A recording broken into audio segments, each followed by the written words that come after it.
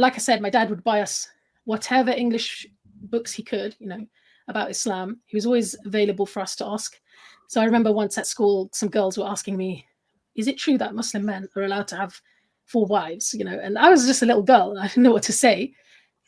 So I just asked my dad. I went home and asked my dad, and so he would help me to be able to answer these questions. Sure. And one thing I think that was quite a life-changing experience for us as children was my dad took us on Umrah when I was about 11. I think for me that's really cemented my identity as a Muslim. Okay. Going up the mountain, to where the Prophet ﷺ received the first message. Obviously making Umrah, going to Masjid Nabawi as a child, seeing a country, even just being in a country where you're the majority, Muslims are the majority. You're not the weirdos, the odd ones out anymore, right? Mm-hmm. I think that whole experience was so kind of positive. So do you see, I think they were doing their work and they were kind of quietly confident that we would find our way when it came to navigating the side of life that that wasn't very visible to them. Yeah. Did they? I'm just curious. Did they ever send you back to South Asia? No, we went there like on a holiday, maybe when we were kids, but not at all. No, we hardly ever went to India. But I think just ask us to like here. It's a fairly common practice amongst Somalis and East Africans here to send their kids back, sometimes for a year. It's a practice that's actually increasing now with the worries about the public education system, this type of thing here. Yeah. Look, I think my parents allowed us to make mistakes. Okay. Say more about that. So, for example, when I was a teenager, I was really curious. I'd never been to a music concert before. And my friends were all going to a particular music concert. And I was just really curious. They made it sound like it was going to be so amazing and wonderful. And like this almost like essential experience, right? That every young person has to have. And so I think I didn't even really tell my dad. And somehow I booked a ticket. I think we borrowed some money, booked a ticket, and I went with them. And my dad probably knew that we were going. But like I said, he really was not a overbearing and kind of overly policing dad. I'm not saying that that's good or bad, by the way, right? Because that's going to be my next question, actually. I don't know. Okay, he did his best in his context and his situation. So I did go to this concert, and I hated it. Like I was like a girl wearing hijab in the middle of this massive concert. It was like, at the time, it was the biggest outdoor concert in the world, actually. And I was absolutely disgusted by it because I thought, what is this it? Like, so you basically stand in a field and, like there's people smoking all sorts of stuff around you. And there's like these outdoor toilets and we paid for this. Like we've paid to have this experience, right? And I just remember like being surrounded by this sea of people and feeling really scared. And I said to Allah, Ya Allah, don't let me die here. I don't want to be raised with these people on the Day of Judgment. I don't know why I had that sort of feeling of like the Day of Judgment, because it was a sea of people. A mass gathering of people. Yeah, it was a sea of people. And the way I'd imagined the Day of Judgment to be, like you're going to be with your people. I was like, I don't want to be raised with these people. So it just reminded me also of Umrah, because we'd gone on Umrah. It's such a crowded time.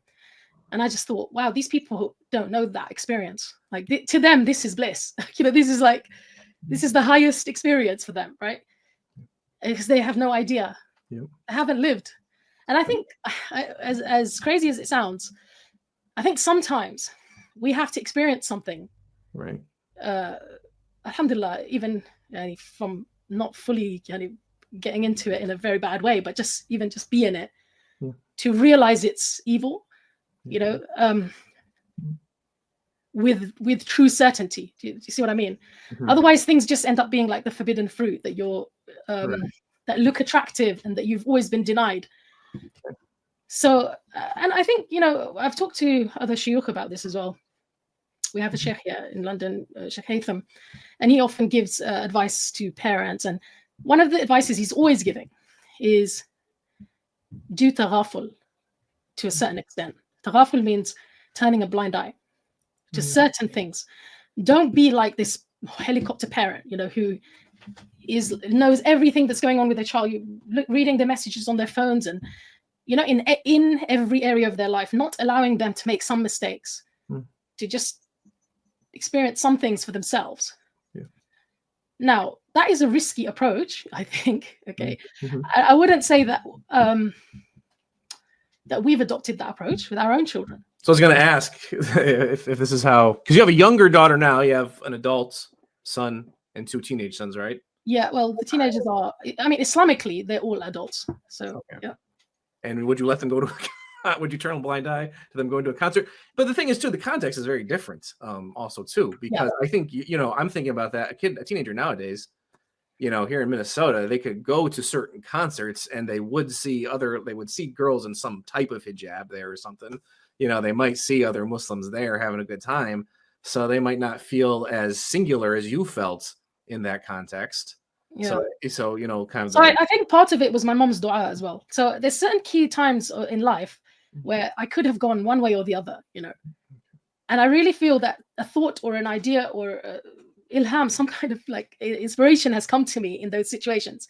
Because if you think about it, that's not normal. Not every teenager will start thinking about the Day of Judgment in the middle of a concert, Like, I do feel that some of that is from Allah. It comes, of course, it is all from Allah. But what I mean is, I do believe that the du'as of your parents for you are a type of protection, in times and places where parents can't be there, where we as parents can't be there.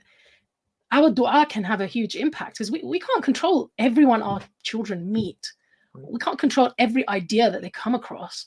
So to a certain extent, we all have to let go. We all have to, especially when they're older.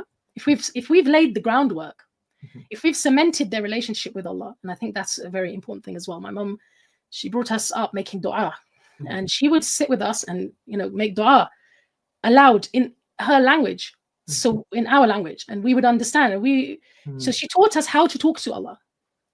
And so if you've grown up talking to Allah, when I'm in the middle of that concert, I'm talking to Allah still, saying, Allah, don't let me die with these people. Don't let me be raised with these people, because I'm used to talking to Allah constantly. So I think what I'm trying to say is, you lay the groundwork, but you realize that as they get older, you're going to have to let go. There's going to be situations where you can't be there all the time. You can't act like a spy, almost like constantly there. You've got to have equipped them enough to maybe sometimes, make mistakes or explore, be curious about certain things, but have the judgment and the ability to then discern.